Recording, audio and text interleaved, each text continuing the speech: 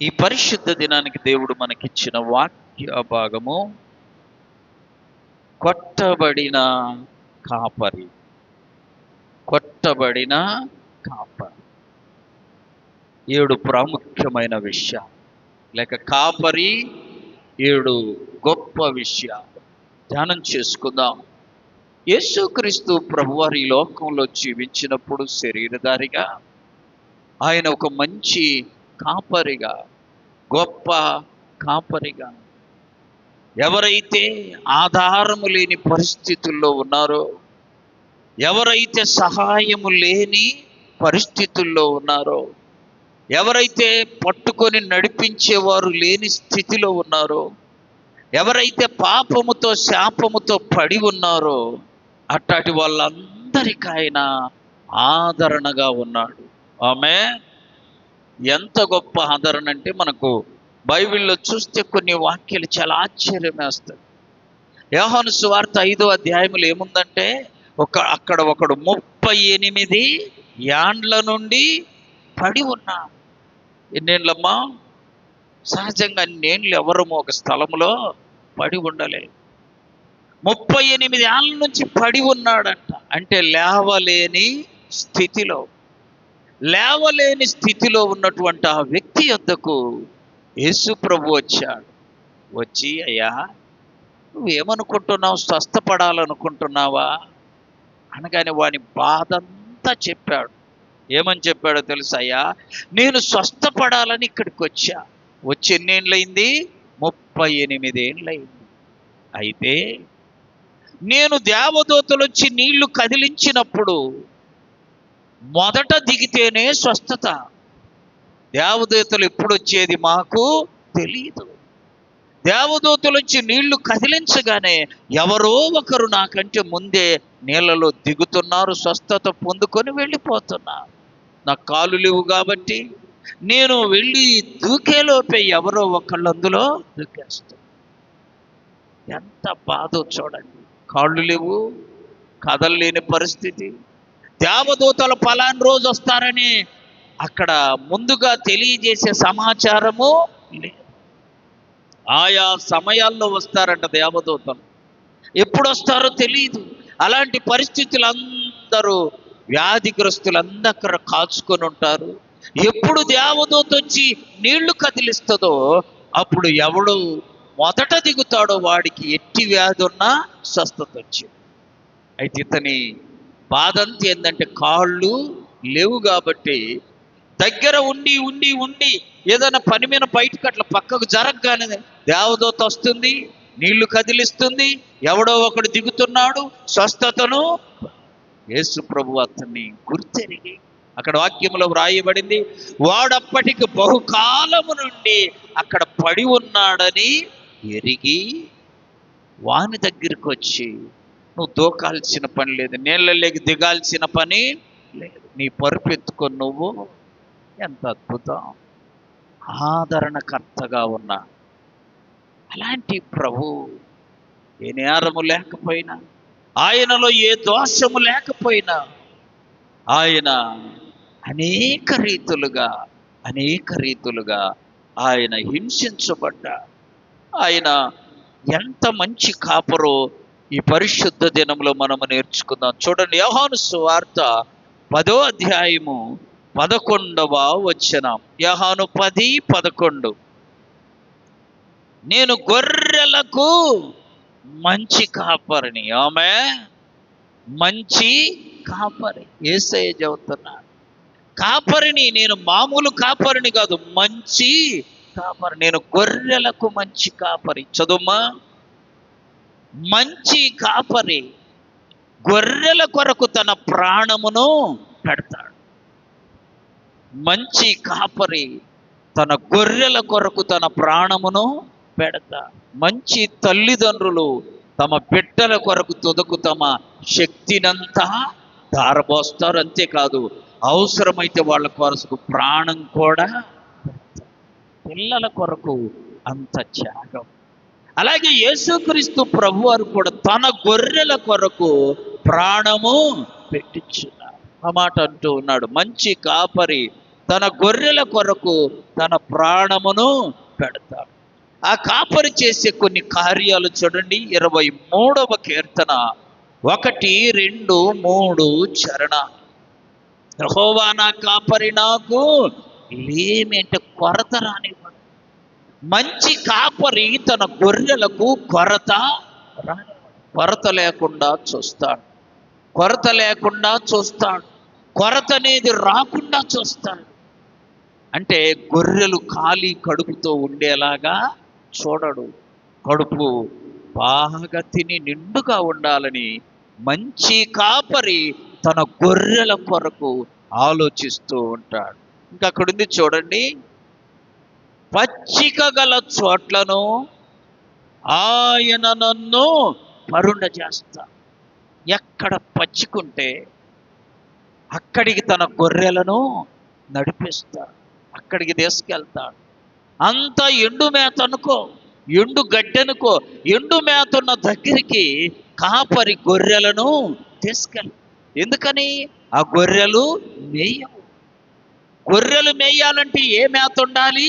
పచ్చి మేత ఉండాలి. పచ్చి మేత ఎక్కడుంటుందో వెతికి, పచ్చి మేత ఏ స్థలంలో ఉంటుందో కనుగొని, పచ్చిక కలిగిన చోట్లకు గొర్రెలను తీసుకెళ్తా. ప్రియులరా, మరి పచ్చికనగా చెప్పండి సమృద్ధి. పచ్చికనగా బలమునిచ్చే మేత. పచ్చికనగా నీటి ద్వారా ఎండిపోకుండా నీటి ద్వారా చిగురించే విధానం. పచ్చిక గల చోట్లకు ఆయన నన్ను తీసుకెళ్తాడు. రెండవది, ఆ పచ్చిక కలిగిన చోట్లలో పరుండ చేస్తాడు. గొర్రెలు పడుకుంటే, మంచి పచ్చికలో పడుకుంటే మెత్తగా ఉంటుందని కాపరి ఆ గొర్రెలను పచ్చిక ఉన్న చోటికి తీసుకెళ్ళి మేపి అక్కడే అవి పడుకునేలా చేస్తాడు. మంచి కాపరి చేసే కార్యాలు. తర్వాత మాట చదవండి. శాంతికరమైన జలాల యొద్దకు నడిపిస్తాడు. శాంతికరం అంటే మంచినీరు ఎక్కడ లభిస్తుందో, నువ్వు బాగా దాహంతో వస్తే నీకు మంచి నీళ్లు ఒక గ్లాసు, ఒక చెంబు, ఒక బాటిల్ ఇస్తే ఎంత తృప్తి ఉంటుందో, వాటిని శాంతికరమైన జలములు అంటారు. నీళ్లు ఉప్పగా ఉన్నాయనుకో, నీకెంత దాహం వేసినా వాటిని తాగలేము. ఇప్పుడు సముద్రంలోకి దిగావు, చుట్టూ నీళ్ళే, దాహం వేస్తుంది, తాగగలమా? తాగలేము. ఎందుకని? అవి శాంతికరమైన జలములు కాదు. శాంతి అంటే నెమ్మదిగా తాగగలగాలి. నీళ్లు త్రాగే విధానములో కొన్నంట, అమ్మ నీళ్ళు ఎలా తాగాలి? మెల్లగా తాగాలి. కొంతమందికి తెలియక స్పీడ్గా చాలా గుట్ట గుట్ట గుట్ట తాగేస్తారు. అలా తాగకూడదు. నీళ్లు ఎలా తాగాలి? మెల్లగా తాగాలి. వాటినే శాంతికరమైన జలములు. నువ్వు నీరు శరీరం అంతటిలో 70% ఉంటుంది. ఆ నీరు తగ్గినా లేకపోయినా, దాహం వేసినా, మంచిగా ఉంటేనే తాగుతావు, కానీ చెడు నీళ్లు నీవు తాగలేవు. మంచిగా ఉండి త్రాగే నీళ్ళనే బైబిల్లో వ్రాయబడిన మాట శాంతికరమైన జలములై. శాంతముతో నీళ్లు త్రాగే విధానం చాలామందికి తెలియక కొన్ని జబ్బులు వస్తాయి. నీళ్లు త్రాగేటప్పుడు నిదానంగా తాగాలి. ఒకటి, కూర్చొనే తాగాలి. నీళ్ళు ఎలా తాగాలి? కూర్చొని తాగాలి, నిలబడి తాగకూడదట. అయితే ఇది చాలామంది అనుసరించరు తెలియనప్పుడు. ఈరోజు తెలుసుకున్నారు కదా. అన్నం ఎలా తినాలి? కూర్చొని. నీళ్లు కూడా కూర్చొనే, నిలబడి తాగకూడదు. అది అనారోగ్యం వచ్చింది. ప్రియులరా, ఈ మంచి కాపరి తన యొక్క గొర్రెలని శాంతికరమైన జలముల యొద్దకు నడిపిస్తాడు. ఈ మంచి కాపరి తన గొర్రెలకు చేసే గొప్ప కార్యం. ఆ మంచి నీరు త్రాగినప్పుడే తృప్తిగా ఉంటాయి. నువ్వెంత అన్నం తిన్నా నీళ్లు త్రాగకపోతే ఎలా ఉండదు? తృప్తి ఉండదు. నీళ్లు అన్నం తిన్నావు, నీళ్లు తాగల. ఆహారం తిని నీళ్లు తాగకపోతే ఈ ఆహారము తిన్నా కూడా తృప్తి ఉండదు. అందుకనే నీళ్లు చాలా ప్రాముఖ్యమైనది. అన్నం లేకుండా ఎన్ని రోజులైనా నీవు నీళ్లు త్రాగుతూ ఉండవచ్చు. ఆంధ్రప్రదేశ్ రాష్ట్రం కోసం ఒక ఆయన పొట్టి శ్రీరాములని ఆయన నెల్లూరు జిల్లా వాస్తవ్యులు, కోమట్లు. ఆ రోజుల్లో 52 దినాలున్న అన్నం తినకుండా మాకు ఆంధ్రప్రదేశ్ ఇవ్వాల్సిందే, నెల్లూరు తమిళనాడులో నుండి విడగొట్టాల్సిందేనని నిరహార దీక్ష, ఆమరణ నిరహార దీక్ష ప్రారంభిస్తే 52 దినాలు ఓన్లీ నీళ్లు మాత్రమే త్రాగారు. ఆహారము 52 దినాలుండి 53వ దినాన్ని చనిపోయా. అంటే అన్నం తినకుండా ఎన్ని రోజులు ఉండగలము నీళ్లు త్రాగుతూ? 52 రోజులు. ఆ రోజుల్లో ఈ పుటోలు సాయంత్రానికి పడిపోరు, శక్తి లేదన్నమాట. చూడండి, 52 దినాలు నీళ్లు త్రాగుతూ ఉన్నాడు, కానీ నీళ్లు త్రాగకుండా 2-3 రోజులకు 4 రోజులకు మించి జీవించలేడు. మరి ఆ నీరు ప్రాముఖ్యం కదా. మంచి కాపరి తన మందను, తన గొర్రెలను శాంతికరమైన జలముల యొద్దకు నడిపిస్తాడు. తర్వాత మాట, నా ప్రాణమునకు ఆయన సేద తీర్చ విశ్రాంతి, గొర్రెలు విశ్రాంతి తీసుకునేలా మంచి కాపరి తగిన స్థలమును సిద్ధపరుస్తాడు. రెండవ మాట చూడండి, దేవుని యొక్క పరిశుద్ధ గ్రంథంలో హెబ్రీయులకు రాసిన పత్రిక 13వ అధ్యాయం 20వ వచనం. హెబ్రీ 13:20. గొర్రెల గొప్ప కాపరి ప్రభు. గొర్రెలకు మంచి కాపరి, రెండవది గొర్రెలకు గొప్ప కాపరి. చెప్పాలి, ఏం కాపరి? గొప్ప కాపరి. చదువుమా. గొర్రెల గొప్ప కాపరి అయినా యేసు అన్న మన ప్రభువును నిజమైన నిబంధన సంబంధమగు రక్తమును బట్టి మృతులలో నుండి లేపిన సమాధాన కర్తయగు దేవుడు యేసుక్రీస్తు ద్వారా తన దృష్టికి అనుకూలమైన దానిని జరిగిస్తూ ఉన్నాడు. ఆయన గొప్ప కాపరి. అంటే ఆయనను మించిన కాపరి మరొకరు లేరు. ఆయన గొప్ప కాపరి. అలాగే యోహాను సువార్త 10:15లో కూడా ఆ మాట మనం చూస్తాం. యోహాను సువార్త 10వ అధ్యాయం 15వ వచనం. చదువు 15వ వచనం. నేను గొర్రెలకు మంచి కాపరిని, తండ్రి నన్ను ఎలాగూ ఎరుగును, నేను తండ్రిని ఎలాగూ ఎరుగుదును, అలాగే నేను నా గొర్రెలను ఎరుగుదును, నా గొర్రెలు నన్ను ఎరుగును. మరియు గొర్రెల కాపరి గొర్రెల కొరకు తన ప్రాణమును పెట్టు. ప్రాణమిచ్చే కాపరి ప్రభువారు గొప్ప కాపరండి. తన గొర్రెల కొరకు తన ప్రాణమును ఇచ్చే కాపరి. చూడండి, మూడవదిగా గొప్ప ప్రార్థనాపరుడైన కాపరి. చూడండి, దేవుని యొక్క పరిశుద్ధ గ్రంథంలో హెబ్రీయులకు రాసిన పత్రిక 5వ అధ్యాయము 7వ వచనం. హెబ్రీ 5:7 వచనం.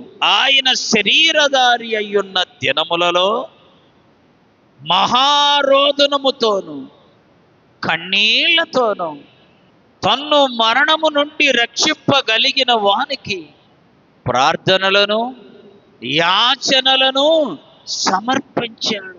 గొప్ప ప్రార్థనాపరుడైన కాపరి. కాబట్టి ఆ కాపరి తన మంద కొరకు ఎంత గొప్ప కార్యమైనా చేస్తాడు. ప్రార్థనాపరుడైన కాపరి ఉంటే గొర్రెలకు చాలా క్షేమం ఉంటుంది ప్రియులారా. ఆమేన్. ఇప్పుడు చూడండి, ప్రభువుని నమ్ముకున్న యజమానుడి దగ్గర నువ్వు పనిచేస్తే నీకు చాలా హ్యాపీగా ఉంటుంది. ప్రభువును ఎరగని వాని దగ్గర నువ్వు పని చేస్తే నీకు క్షేమము ఉండదు. ప్రభువుని ఎరిగిన వ్యక్తి అనుకో, ఆత్మ సంబంధమైన రీతిగా నేను నడుచుకుంటాడు. ఆత్మ సంబంధమైన విషయాల మీద దృష్టి పెడతాడు. ఆత్మ సంబంధమైన విషయాలని తన పనివారికి కూడా నేర్పుతాడు. బోయజు పొలంలోకి వచ్చేసరికి పని వాళ్ళందరూ అంటారంట, యెహోవా ద్వారా నీవు దీవెననొందుదువుగాక. ఆమె చూసారా, పని వాళ్ళందరూ పొలంలో పని చేస్తుంటే బోయజు యజమానుడు, ఆ పొలము యజమానుడు బోయజు పొలములోకి రాగానే ఏమంటారు? యెహోవా నిన్ను ఆశీర్వదించునుగాక. ఎవరు? పని వాళ్ళ. ఎంత బాగా చూసుకుంటుంటారు ఆ మాటలు కదండి. నువ్వెవరి దగ్గరైనా పని చేస్తున్నప్పుడు ఆ పనివాడు నిన్ను బాగా మెచ్చుకోవాలంటే నువ్వు కూడా వాడిని బాగా చూసుకోవాలి. బోయజు పొలంలోకి రాగానే వాళ్ళందరూ ఆ మాట అంటే బోయజు కూడా అంటాడంట, దేవుడు మిమ్ములను ఆశీర్వదించునుగాక. ఆమేన్. మిమ్ములను కూడా దేవుడు, చదువు మా మాట, బోయజు పొలమును ఇంటి నుండి వచ్చి ఆ దేవుడు మీకు తోడయుండునుగాక అని వాళ్ళతంటే వాళ్ళంటారంట. అబ్బా ఎంత బాగుంది ఈ మాటలు అమ్మా. ఎంత అన్యోన్యతను కనబరుస్తున్నాయో చూడండి. యజమానుడు ఏమంటున్నాడు? దేవుడు మీకు తోడుగా ఉండనుగా. పని వాళ్ళు ఏమంటున్నారు? దేవుడు నిన్ను ఆశీర్వదించునుగా. అబ్బా ఎంత చక్కగా ఉందండి.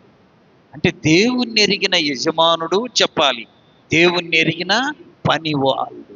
ఆమె దేవుణ్ణి ఎరిగిన భర్త, దేవుణ్ణి ఎరిగిన భార్య ఉంటే ఆ ఇంట్లో మాటలు ఎలా ఉంటాయి చెప్పాలి? ఆత్మ సంబంధంగా ఉంటాయి.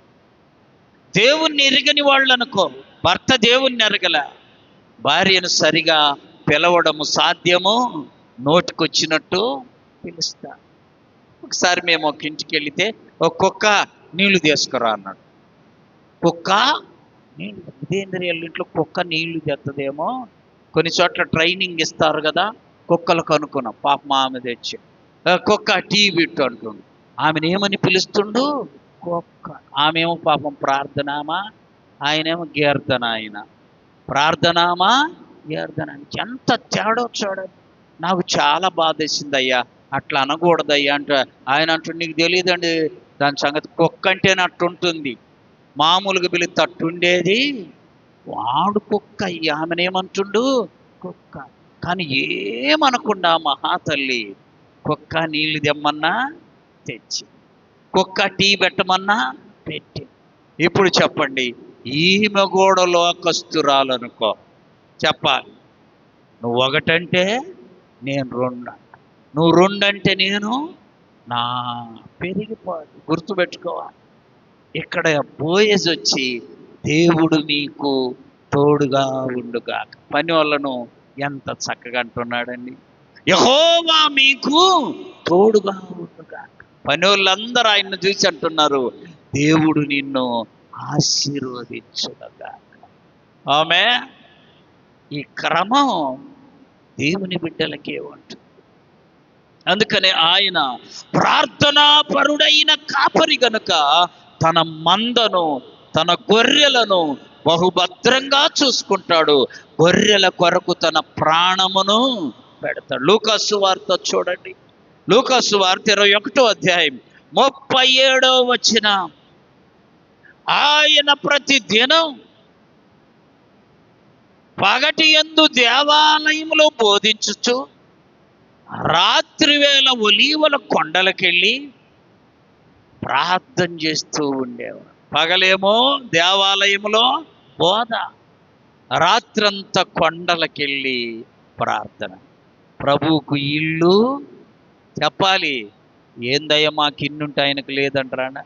ఆయన మన నిమిత్తము ఏమీ లేని దరిద్రుడయ్యాడు. ఆమేన్. ప్రభుకి లోకములు చెప్పుకోవటానికి ఒక్క ఇల్లు కూడా లేదండి. ఆయన పగలంతా వాక్యం చెప్పేవాడంట, రాత్రి వెళ్ళి ఏం చేశాడు? కొండలకి వెళ్ళి ప్రార్థిస్తూ ఉండేవాడు. 22వ అధ్యాయం లూకాసు వార్త 22వ అధ్యాయం 44వ వచనం. ఆయన వేదన పడి మరింత ఆతురముగా ప్రార్థన చేయగా ఆయన చెమట నేలన పడుచున్న గొప్ప రక్త బిందువులాగా మారిపడి.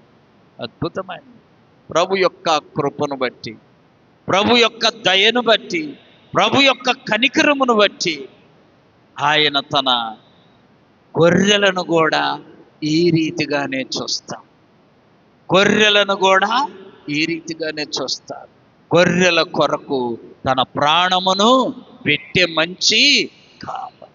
4వదిగా చూడండి, చింతాక్రాంతుడైన కాపరి. మత్తయి సువార్త, మార్కు సువార్త 14వ అధ్యాయం 33వ వచనం. మార్కు సువార్త 14:33. పేతురును, యాకోబును, యోహానును వెంటబెట్టుకొని పోయి మిగుల విభ్రాంతి నొందుటకును ఆ చింతాక్రాంతుడగుటకును మొదలుపెట్టను, ఆరంభించను. అంటే ప్రభువుకు బాధ తెలుసు, వేదన తెలుసు, అమ్మా చింత కూడా తెలుసు. అందుకనే చూడండి, ఫిలిప్పీలకు రాసిన పత్రికలో ఒక గొప్ప మాట వ్రాయబడి ఉంది. ఫిలిప్పీ 4వ అధ్యాయము, ఫిలిప్పీలకు రాసిన పత్రిక 4వ అధ్యాయము 5వ వచనం, 6వ వచనం. దేనిని గూర్చియు చింతపడకుడి. ఎందుకని? ఆ చింత అంటే ఏంటో ఆయనకు బాగా తెలుసు. ప్రియ, మనకు బాధ తెలిస్తే వినాలి జాగ్రత్తగా. బాధపడే వాళ్ళని చూసి మనకు జాలి కలుగుతుంది. బాధ అనేది మనకు తెలియదు అనుకో, బాధపడే వాని గురించి మనకి ఏమాత్రం బాధ ఉండదు. నొప్పి బాగా తెలిసిన వాళ్ళమైతే నొప్పితో బాధపడుతున్న వాని యొక్క వేదన మనకు తెలుస్తుంది. నొప్పే నీకు తెలియదు అనుకో, వాడు ఎంత బాధపడినా నీకు ఆ నొప్పి గురించి చింత ఉండదు. యేసు ప్రభువారు చింతాక్రాంతుడయ్యాడు గనుక చింత అంటే ఏంటో బాగా తెలుసు. అంతేకాదు ప్రియులరా, హెబ్రీయులకు రాసిన పత్రికలు అంటాడు, మీ చింత యావత్తు ఆయన మీద వేయండి. నీకెంత చింత ఉన్నా ఆ చింత యావత్తు అంటే చింత అంతటిని ప్రభువు మీద వేయండి. చింత యావత్తు ప్రభువు మీద వేయండి. ఎందుకో తెలుసా? ఆయన మిమ్మును గూర్చి, పేతురు రాసిన పత్రిక 5వ అధ్యాయం 1 పేతురు 5, 7, 6, 8 వచనాలు, ఆయన మిమ్మును గూర్చి చింతించుచున్నాడు గనుక మీ చింత యావత్ ఆయన మీద. నా బిడ్డలు ఎలాగాని ఆయన మన గురించి చింతించే కాపరి. ప్రియుల, ఆయన కూడా చింతాక్రాంతుడయ్యాడు. అంటే నీ చింత తెలియని వాడు కాదు. అందుకని అంటాడు దేవుడు తన వాక్యము ద్వారా మనకు తెలియజేస్తున్నాడు, అడగక మునుపే మీ అక్కర నెరిగిన దేవుడు. ఆమేన్. 139వ కీర్తనలో ఉంటుంది, నీకు తలంపు పుట్టక మునుపే నీ మనస్సు నేను గ్రహించి ఉన్నాను. మనకు ఆలోచన రాక మునుపే మన ప్రభు మన ఆలోచనను ఎరిగిన దేవుడు. ఆలోచనను ఎరిగిన దేవుడు. నతనయేలు చూడండి, చెట్టు కింద ఉండి చూస్తా ఉన్నాడు. అక్కడ యేసు ప్రభు గురించి ఒకరు చెప్పగానే విని ఆయన దగ్గరికి వెళ్ళి ఈయన ప్రభువా కాదా అని ఆలోచిస్తుండగానే నతనయేలు గురించి ప్రభు అన్నాడు, అయ్యా ఇతను నీతిమంతుడు అన్నాడు. అనగానే నతనయేలు అడుగుతుండయ్యా, నా గురించి నీకు ఎలాగూ తెలియను అని అంటే ఆయన ప్రభు అన్నాడు, నువ్వు అసలు ఆ చెట్టు కింద ఉన్నప్పుడే నీవేందో నాకు. అంటే మనం ఎక్కడున్నది ప్రభువుకు తెలుసు. చెప్పాలి, ఎక్కడ ఏం చేస్తున్నది ప్రభువుకు. 139లోనే అంటాడు చూడండి, నీవు కూర్చుండుట, చెప్పాలి, నేను కూర్చుండుట నేను లేచుట నీకు తెలియను, నాకు తలంపు పుట్టక మునుపే నీవు నా మనస్సు గ్రహించుచున్నావు. అంతేకాదు, నా ముందును నా వెనుకను నీవు నన్ను ఆవరించి ఉన్నావు. ఆమె దేవుడు మనకు ముందు ఉన్నాడు, వెనక. ఒక ఆయన కొత్తగా వాక్యం విన్నాడంట ఆ రోజు. ఏమని తెలుసా? దేవుడు నీ ముందు నీ వెనక నీతోనే ఉంటాడు అని. ఆ వాక్యం విని సముద్రం దగ్గరికి వెళ్ళి, ఆ సముద్రానికి దగ్గరింటూ వాళ్ళ ఇల్లు, సముద్రం దగ్గర నడుస్తూ వెనక్కి తిరిగి చూస్తే ఈయన నడిచిన అడుగులే కనబడతావు. అప్పుడు సాయంకాలం ఇంటికి వచ్చి మళ్ళా ప్రార్థనకు పోయి సేవకుడిని అడిగాడంట, అయ్యా దేవుడు నాకు ముందు వెనకాల ఉంటాడన్నావు, మరి నేను నడుస్తుంటే నా అడుగులే కనపడ్డాయి, దేవుని అడుగులు కనపడలేదు. లేవయ్యా, నువ్వు అబద్ధం చెప్పావయ్యా అన్నాడు. ఆయన చెప్పాడట, ఈ రాత్రి ఇంటికి వెళ్ళి ప్రభువా, సేవకుడేమో ఇలా చెప్పాడు, ఏమని? ముందు వెనకాల దేవుడు ఉంటాడు, నీతో నడుస్తాడని చెప్పాడు. నేను నిన్ను సంపూర్ణంగా నమ్ముతున్నా, కానీ సముద్రం దగ్గరికి వెళ్ళి నడిస్తే నా అడుగులే కనపడ్డాయి కానీ నీ అడుగులు. దీని అర్థం ఏంటి ప్రభు అని అడుగు, దేవుడు ఈ రాత్రి నీకు తెలియజేస్తాడు. నీలో సంపూర్ణమైన విశ్వాసం ఉంటే దేవుడు తెలియజేస్తాడని చెప్పగానే ఆయన సంపూర్ణమైన విశ్వాసంతో ప్రార్థన చేశాడంట. ఏమనో తెలుసా? ప్రభువా, సేవకుడేమో ఇలా చెప్పాడు, నేను నడుస్తుంటే నా ఒక్కడి అడుగులే ఉన్నాయి, నీ అడుగులు కనబడలేదు. దీని అర్థం ఏంటయ్యా? నాకు తెలియట్లేదు. సేవకుడిని అడిగితే ప్రార్థన చేయి, తెలియజేస్తాయన్న దేవుడు తెలియజేస్తాడని చెప్పాడు అని ప్రార్థన చేస్తే, వినండి జాగ్రత్తగా, అతని ప్రార్థనకు దేవుడు ముగ్ధుడయ్యాడంట. ఆమె మురిసిపోయాడు. ఎందుకో చెప్పనా? ఇక్కడ వాక్యం విన్నారు కదా, ఈ వాక్యం ఇంటి దాకా తీసుకెళ్ళి ఈ వాక్యం ఎత్తి ప్రార్థన చేసే వాళ్ళు మనలో చాలా తక్కువ మంది. ఆమె ఏడు చెప్పింది అన్నే చెప్పాలి. ఇప్పుడు జనవరి 1 రోజు వాగ్దానాలు తీసుకొని ఒకళ్ళిద్దరు ఏడనే మర్చిపోయి వదిలిపెట్టిపోదాం, చూడటం ఆడేయడం వెళ్ళడం. ఇంకా ఎందుకు పని చేస్తాయి? అమ్మ, ఒక ట్యాబ్లెట్ కొన్నావు, చూసావు, ఆడేసావు, ఇంటికి వెళ్ళావు, నీకున్న జబ్బు పోద్దా? ఆ ట్యాబ్లెట్ తీసుకొని నోట్లో వేసుకుంటే ఈ సేవకుడు ఏం చెప్పాడు అది విన్నాడు. ఆయన విశ్వసించాడంటే నమ్మాడు. జరుగుద్దా లేదా అని వెళ్ళి సముద్రం దగ్గర పరీక్ష చేసుకున్నాడు. పరీక్ష చేసి ఇది అందరి బోధకులందరూ ఎట్నే చెబుతారులే, మనకెందుకులే ఊరుకున్నాడా? ఊరుకోల. మళ్ళా సేవకుని దగ్గరికి వెళ్ళి అడిగాడు. ఏమని? అయ్యా, నా అడుగులే ఉన్నాయి కానీ దేవుని అడుగులు కనబడడం లేదు. అప్పుడు ప్రభు అన్నాడట, ఆ రాత్రి అన్నాడంట, ఆ ప్రార్థనకు చాలా ముగ్ధుడై ఆ ప్రభు అన్నాడంటే ఏమనో తెలుసా?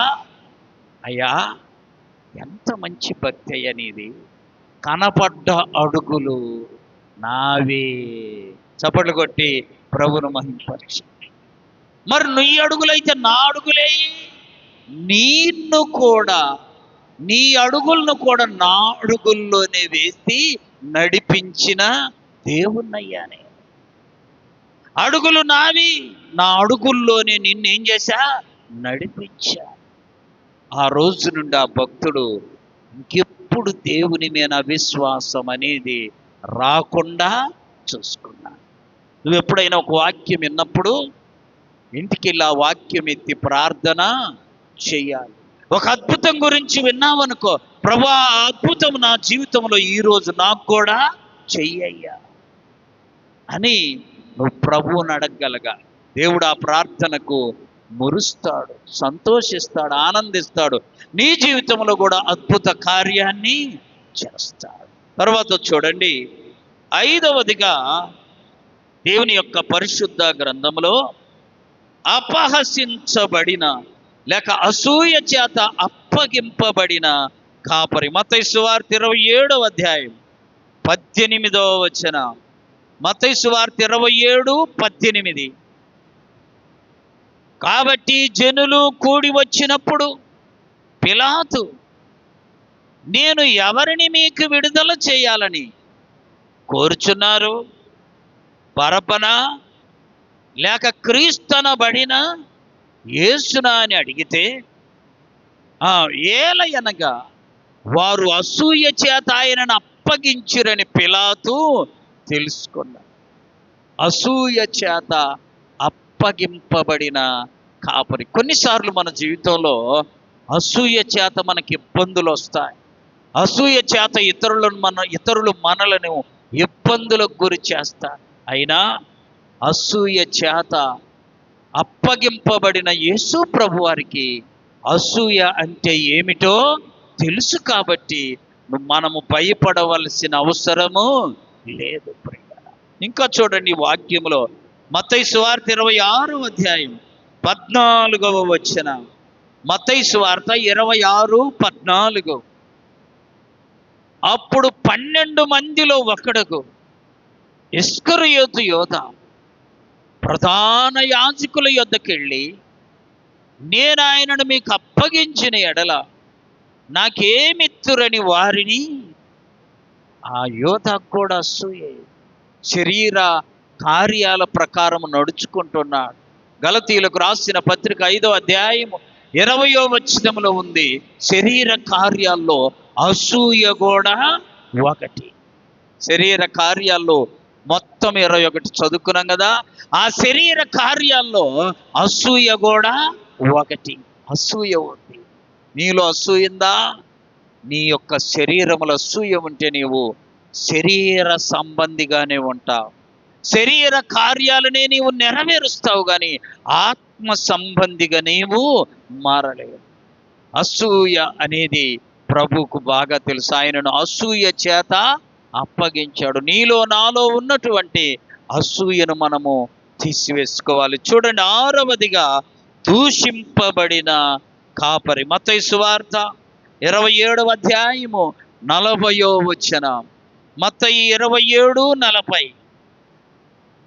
ఆ మార్గమును వెళ్ళుచుండిన వారు తలలూపుచు దేవాలయమును పడగొట్టి, 3 దినములలో కట్టువాడా, నిన్ను నీవే రక్షించుకొనుమని, నీవు దేవుని కుమారుడు అయితే శిలువ మీద నుండి దిగిరమ్మని చెప్పచ్చు ఆయనను ఏం చేశారు? దూషింపబడిన, దూషణలు పొందుకున్న కాపరాయి. నిన్నెవరన్నా దూషిస్తుంటే యేసయ్యకు ఆ బాధ ఏంటో, ఆ వేదన ఏంటో, ఆ దూషణ యొక్క వేదన, బాధ, చింత ఏంటో ప్రభువుకు బాగా తెలుసు. దూషణలు అనగా దూషించడం. ప్రియులారా, ఇంకా చూడండి, యెషయా గ్రంథం 53వ అధ్యాయం 7వ వచనం. యెషయా 53:7. ఆయన దూషింపబడి, చదుమ్మా, అతడు దౌర్జన్యము నొందెను, బాధింపబడినను నోరు తెరవలేదు. వదకు తేబడు గొర్రె పిల్లవలే బొచ్చు కత్తిరించు వాని ఎదుట గొర్రె మౌనముగా ఉండినట్లు ఆయన నోరు దూషిస్తా ఉన్నా. అయ్యా, దేవాలయమును పడగొట్టి 3 దినాల్లో కట్టేవాడివా, నువ్వు శిలువ మీద నుండి దిగిరా. దూషిస్తున్నాడు. కొన్నిసార్లు దేవుని బిడ్డలకు దూషణలు వస్తాయి. చాలా ఓర్చుకోవలసిన తరుణం వస్తుంది.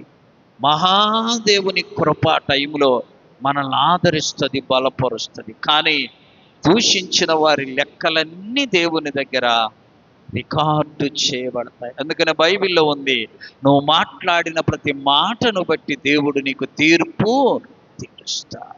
7వదిగా చూడండి, దేవుని యొక్క పరిశుద్ధ గ్రంథంలో కలవరపడిన కాపరి. యోహాను సువార్త 14వ అధ్యాయం 1వ వచనం.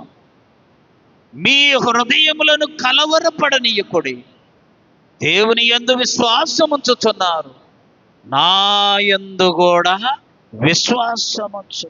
అనేక కలవరాలు వస్తాయి మనకి, అనేక రీతులుగా కలవరపడతా. అయితే ప్రభు ముందుగానే తెలియచేశాడు, మీ హృదయములను కలవరపడని. అలాగే చూడండి, యోహాను సువార్త 13వ అధ్యాయం 21వ వచనం. యేసు ఈ మాటలు పలికిన తరువాత ఆత్మలో కలవరపడ్డాడు. ప్రియులారా, నీ కలవరం ఉంటే ఈ లోకంలో ఎవ్వరు నిన్ను గుర్తించకపోవచ్చు, కానీ దేవుడు మాత్రము నిన్ను తప్పక గుర్తిస్తాడు. నీ కలవరము నుండి నిన్ను విడిపిస్తాడు. కలవరం అనేది హృదయములో ఉండేది, బయటికి కనబడేది కాదు. హృదయములో నెరిగిన దేవుడు నీ హృదయములో ఉన్న కలవరమును తప్పక తొలగించే దేవుడు. ఆ కలవరాన్ని తీసివేసేవాడు. ఎందుకని ఆయన కూడా కలవరపడ్డాడు. కలవరపడిన కాపరాయన. ఇంకా చూడండి, లూకా సువార్త 24వ అధ్యాయం 38వ వచనం. లూకా 24:38. అప్పుడు ఆయన, మీరెందుకు కలవరపడుచున్నారు? మీ హృదయములలో సందేహములు పుట్టనేలా నేనే ఆయనను అనుటకు ప్రభు అంటున్నాడు. చూడండి, ఒక సేవకుడు అమ్మా తన ఒక్కతే కుమార్తె అంట పక్కన కూర్చోబెట్టుకున్నాడు. ఏనే కారు తోలుకుంటూ పోతున్నాడు. కారు అనేది, జాగ్రత్తగా వినండి, డ్రైవరు తప్పు వల్లే ప్రమాదాలు జరుగుతాయి, కానీ కారు వల్ల ప్రమాదము సరే. నేను ఈ మధ్య దేవుని దయ వల్ల కారు నడుపుతుంటే నాకు అర్థమైంది, డ్రైవర్ది తప్పు ఉంటుంది కానీ కారుది తప్పు ఉండదు. ఎందుకని ఒకటి నొక్కబోయి ఒకటి నొక్కితే కారు స్పీడ్గా వెళ్ళిపోతుంది. మొన్న చూడ హైదరాబాద్లో వాళ్ళు బయలుదేరారు, రాత్రి అంతా ప్రయాణం చేశారు. డ్రైవర్కు నిద్ర వచ్చి ఉంటుంది. తెల్లవారుతుంది, నెల్లూరు చేరాలి. ఆ కాలువ కట్ట దగ్గరికి వచ్చేలేకి బ్రేకు దొక్కబోయి ఎక్సలేటర్ దొక్కాడు. అంటే స్పీడ్గా పోయేది దొక్కాడు. రెండు ఉంటాయి, పక్కనే ఉంటాయి, దూరంగా ఉండవు. ఇటువైపు ఏమో బ్రేకు, పక్కనే స్పీడ్గా వెళ్ళడానికి. బ్రేకు దొక్కితే ఆగుద్ది, ఎక్సలేటర్ దొక్కితే స్పీడ్గా. బ్రేకు దొక్కబోయి ఎక్సలేటర్ దొక్కాడు, పోయి కాలువలో పడి. తెల్లారుజాం కదా, అందరు నిద్రలో ఉండరు. కాలువలోని నిద్ర. కారు చాలా మైండ్ పెట్టి తోలాలి, అర్థమైందా? కారులో ఏమాత్రం మరిశామా అది ఆగదు. ఈడేదో నిద్ర పట్టించి లాగుదాం అనుకోదు, అర్థమైంది? పోయేది పోతూనే ఉంటుంది. నువ్వు తోలుతున్నా పోద్ది, బ్రేక్ వేయకుండా నిద్రపోయినా చెప్పాలి పోద్దమ్మా. నిద్రపోయినా బ్రేక్ వేయలేదనుకో ఏమవుద్ది? అలా ఎంత ప్రమాదాలు. ఆయన కారు తోలుకుంటా పక్కన కుమార్తెను కూర్చోబెట్టుకున్నాడు. ప్రార్థనకి వెళ్తున్నాడు. ఎక్కడికి? ఎదురుగా ఒక లారీ వచ్చి గుద్దింది. కుమార్తె ఏమో చనిపోయింది, వెనకేమో 2 కాళ్ళు మోకాళ్ళ దాకా నొచ్చు అయిపోయాయి. అయిపోయిన తర్వాత హాస్పిటల్లో చాలా రోజులు కోలుకున్నారు. కుమార్తె ఏమైంది? స్పాట్లోనే ఆ వైపు తగిలింది లారీ. కుమార్తె అక్కడే చనిపోయింది. ఈయనకు ఆ కారు యొక్క ఏదో గురుచుకొని 2 కాళ్ళు నొచ్చు అయిపోయాయి. హాస్పిటల్లో కోలుకున్నాడు. రాడ్లు వేశారు. 2 కర్రల మీద సంకల కింద వేసుకొని నడుస్తూ ఉన్నాడు. సంకల్లో కర్రలు వేసుకొని నడుస్తున్నాడు, కానీ ఆయన హృదయం అంతా, నేను ప్రార్థనకి వెళ్తున్నా కదా, నాకెందుకు ఇలా? చెప్పండి అమ్మా. ఎవరికైనా వచ్చింది కదా, అలా వేదన పడతా ఉన్నాడు, కలవరపడతా ఉన్నాడు. ఒకరోజు అనుకున్నాడంట, అసలు ప్రభువుని అడుగుదాం, ఎందుకు ఇలా చేశాడో ప్రభువుని అడుగుదామని అన్నము నీళ్ళన్నీ మానేసి ప్రార్థన చేయడం మొదలుపెట్టాడు. మొదటి రోజు అయింది, 2వ రోజు అయ్యా కొంచెం తిన, నేను ప్రభు జవాబు చెప్పిందాకా తిననని 3 దినాలు 4 దినాలు అన్నం తినకుండా ప్రార్థన చేస్తే దేవుడు చెప్పాడంట, అయ్యా అనేక మంది నీ యొద్దకు వచ్చి కుమార్తె చనిపోతే, కుమారుడు చనిపోతే ప్రార్థన చేయమని వాళ్ళు నీ యొద్దకు వచ్చి అడుగుతారు. అప్పుడు నువ్వు వాళ్ళ కొరకు ప్రార్థన చేస్తావు. ఎలా చేస్తావు? ప్రభువా, ఈమె కుమార్తె చనిపోయింది, ఈమెను కొద్దిగా ఆదరించాయి అని చేస్తావు. ఇప్పుడు నీ కుమార్తె చనిపోయింది కాబట్టి ఆ బాధ ఎంతో నీకు తెలుసు, ఆ వేదన ఎంతో నీకు తెలుసు. ఇప్పుడు నువ్వు హృదయపూర్వకంగా దుఃఖముతోటి ప్రార్థన చేస్తారు. నిన్న ఒక దర్శిలో మీటింగ్కి వెళ్ళాం. మంచి పాపం, నాకు ఆత్మీయ కుమార్తె అమెరికాలో డాక్టరు, చనిపోయింది 43 ఏళ్లకే. వాళ్ళ పెదనాన్న ఒక ఆయన వచ్చాడు, ఆయన కూడా సేవకు.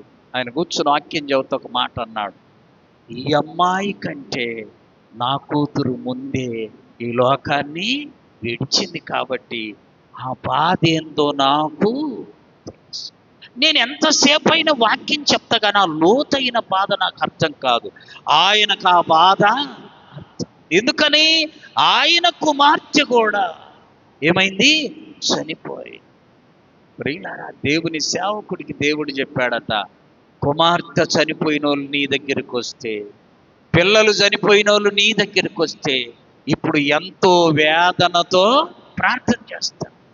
నీ బిడ్డ చనిపోకపోతే నీకు ఆ వేదన ఏంటో తెలిసేది కాదు. కాబట్టి అయ్యా, నీ కుమార్తె నా దగ్గరుంది క్షేమంగా, ఆమె దేవదూతలాగా ఆడుకుంటుంది, దేవదూతలాగా పరిశుద్ధంగా పరలోకంలో సంచరిస్తుందయ్యా. నువ్వు కూడా ఇంక కొద్ది సంవత్సరాలకు నా దగ్గరికి వస్తావు, నీ కుమార్తెను చూస్తావు. కాబట్టి దాని గురించి నీవు చింతించొద్దు, కలవరపడొద్దు. కాబట్టి మన హృదయంలో కలవరం ఉంటే, మన ప్రభువుకు కలవరం అంటే ఏంటో తెలుసు. కాబట్టి కలవరపడే వారిని దగ్గరికి వచ్చి ఆదరించే దేవుడు. ఈయన కలవరపడిన కాపరి. కాబట్టి మన కాపరి మంచి కాపరి, మన కాపరి గొప్ప కాపరి, మన కాపరి కొట్టబడిన కాపరి, మన కాపరి చింత తెలిసిన కాపరి, మన కాపరి మన ఆకలి తెలిసిన కాపరి, మన కాపరి శాంతి జలముల యొద్దకు నడిపించే కాపరి. అట్టి కాపరిని కలిగి ఆయన మందలో నీవు నేను ఉండి ఆయన కృపను పొందుకుందాం. అట్టి ధన్యత దేవుడు మనందరికీ దయచేయునుగాక. ఆమేన్. మోకరించండి, ప్రార్థన చేసుకుందాం.